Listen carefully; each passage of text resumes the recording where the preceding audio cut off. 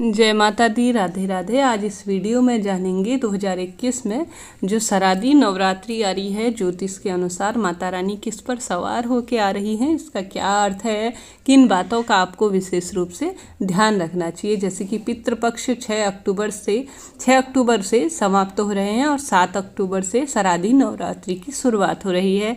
7 अक्टूबर दिन गुरुवार को ही घट स्थापना और कलश स्थापना की जाएगी। 14 अक्टूबर को महानवमी और 15 अक्टूबर को दशहरा मनाया जाएगा। ज्योतिष अनुसार इस साल चतुर्थी तिथि का क्षय होने के कारण नवरात्रि 8 दिनों के ही होंगे। 14 अक्टूबर तक चलने वाले नवरात्रि के दिनों में माँ दुर्गा के अलग अलग स्वरूपों का पूजन अर्चन किया जाता है। भक्त माता रानी की विशेष कृपा प्राप्त करने के लिए उपवास भी रखते हैं। मान्यता है कि माँ दुर्गा अपने भक्तों के कष्टों को दूर करती है और मन की मुराद पूरी करती हैं। इस साल माता रानी किस पर सवार होके आएंगे और उसका क्या महत्व है। नवरात्रि में इस साल माँ पालकी पर यानी डोली पर सवार होकर आएंगी। यानी माँ इस साल जो डोली पर सवार होकर आएंगे, शास्त्रों के अनुसार नवरात्रि रविवार या सोमवार प्रारंभ होती है तो माता रानी की सवारी हाथी होती है, और अगर शनिवार या मंगलवार को माता रानी आती हैं तो उनकी सवारी घोड़ा यानी अश्व की होती है। जब माता रानी बुधवार को आती है, नवरात्र आरंभ होते हैं, तो माता रानी की सवारी नाव की होती है। अगर नवरात्रि गुरुवार या शुक्रवार को प्रारंभ होती है तो माता रानी की सवारी डोली होती है। तो इस साल नवरात्रि गुरुवार से आरंभ हो रही है तो माता की सवारी माता डोली पर सवार होके आएंगी।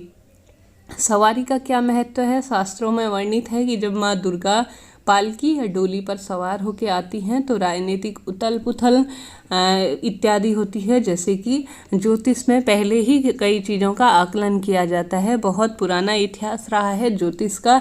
उसके आधार पर कई नेता आज भी गद्दी संभालते हैं, अपने कार्य के लिए शपथ लेते हैं। तो ऐसे में पहले ही आकलन लगा लिया जाता है कि क्या होने वाला है। तो ऐसे में इस वर्ष 2021 में पालकी में सवार होके आएंगी डोली में, तो इसका अर्थ है कि राजनीतिक उथल पुथल की स्थिति बनेगी। इसका भारत ही नहीं पूरे विश्व पर प्रभाव पड़ सकता है। यह प्राकृतिक आपदाएं लाने का भी संकेत है।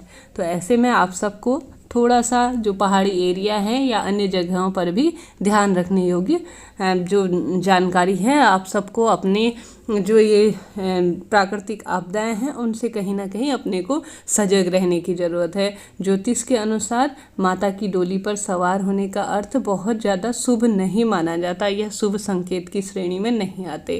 कहते हैं कि जो लोग माँ की उपासना सच्चे मन से करते हैं उन पर अशुभ प्रभाव नहीं पड़ता है। तो ऐसे में आप सभी को ध्यान रखना है। विशेष रूप से कई तरह की जो घटनाएं हैं वह सुनने को मिलेंगी। रोग व्याधियां भी हो सकती हैं। ऐसे में आप सबको विशेष सतर्क रहने की ज़रूरत है।